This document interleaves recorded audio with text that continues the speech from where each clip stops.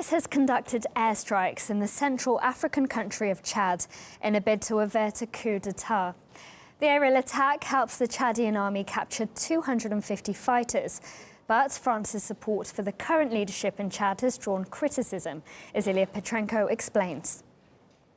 Just to the south of Libya, in between countries like Nigeria and Sudan, there's a rare patch of relative stability called Chad.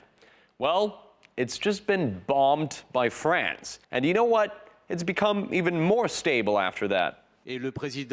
President Deby asked us in writing to intervene to prevent a coup d'etat and protect his country. So they saved the government from the rebels.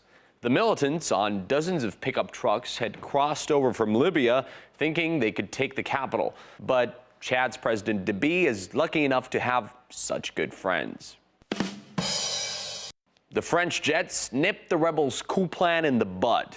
By the way, guess how Idriss Deby came to power almost 30 years ago? In a coup. Ever since then, has been an ally for the West in dealing with all kinds of Islamist thugs in the area. So, his government's legitimacy deserves to be protected. The former French colony is not a regime by any means. Our intervention was totally in line with international law, and the Prime Minister has informed the President of the Senate and the National Assembly.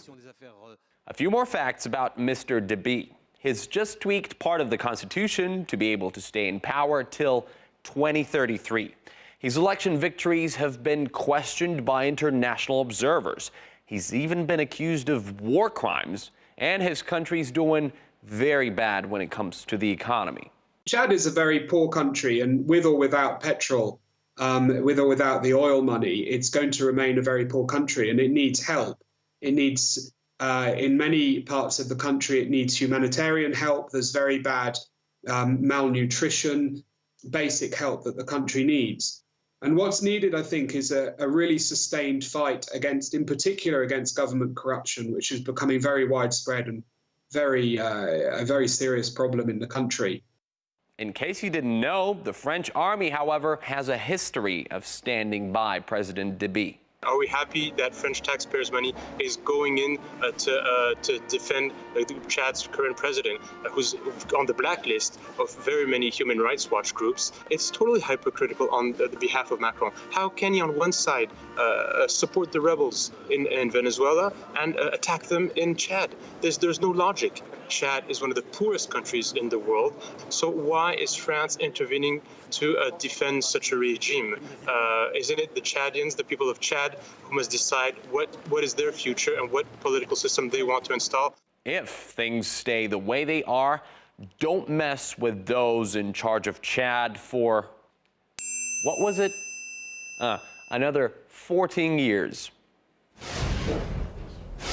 To discuss this further, I'm joined live now by Pierre-Emmanuel Thoman, a geopolitical analyst.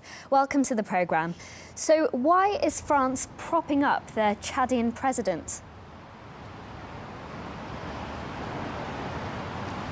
Well, in this new multipolar world, each country defends its own zone of priority interest and zone of influence. And France traditionally always had a strong influence in Africa. And this country has a very geostrategic important position in this French zone of influence. So France decided to intervene to protect the government, as they always did in the past. There were many interventions from French army in Africa since colonial times. And of course, since there is a great power rivalry at global level, the game is to protect your own zone of influence, but also supporting some regime change in other countries. And this is part of new geopolitical games.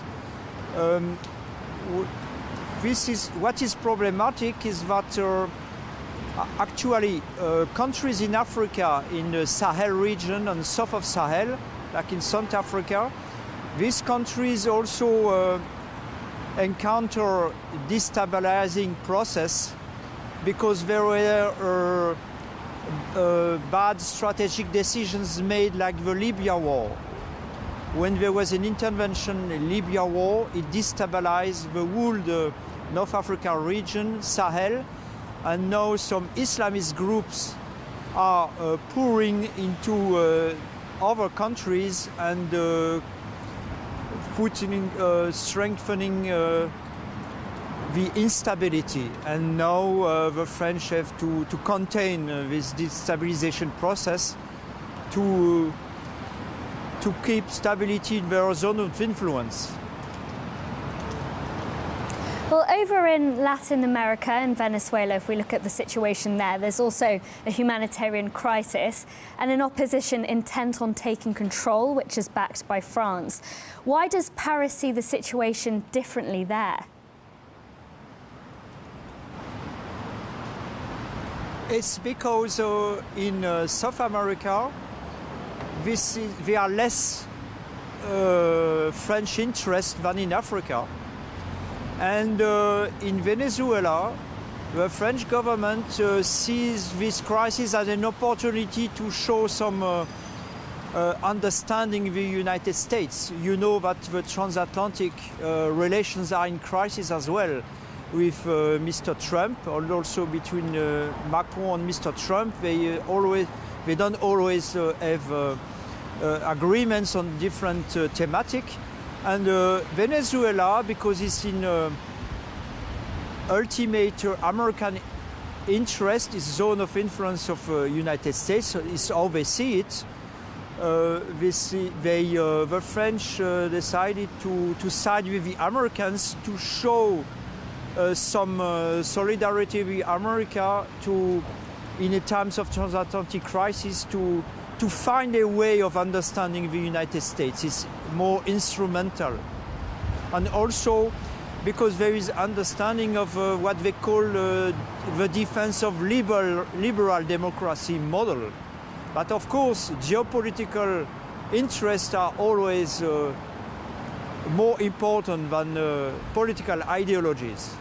And this is why you can find some different attitudes in different countries. But what is most important is which zone of influence is that. In Africa, this is French zone of influence. So whatever the regime, we have to contain any destabilization and keep French influence strong. When South America, they support the United States in their own approach, in their own zone. Okay, thank you. My guest, Pierre-Emmanuel Thoman, geopolitical analyst. Thank you.